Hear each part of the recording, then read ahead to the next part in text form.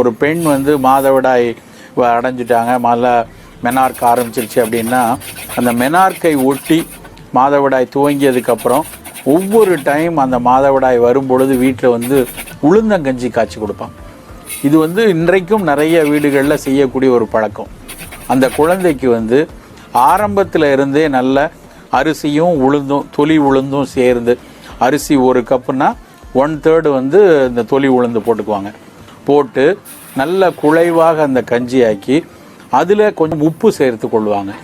ஆனால் இந்த உளுந்தங்கஞ்சி அவ்வளவு உடலுக்கு நல்லது. அதுவும் குறிப்பாக பெண்ணுக்கு நல்ல குளிர்ப்பித்து அவர்களுடைய பெல்விக் ஃப்ளோர்னு சொல்லக்கூடிய கூபக தசை பகுதிகளை வலுப்படுத்தக்கூடிய ஒரு உணவு அந்த உளுந்தங்கஞ்சி.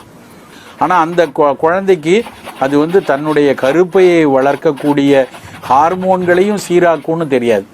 அவ்வளவு சிறப்பான அந்த கஞ்சி வந்து உளுந்தங்கஞ்சி.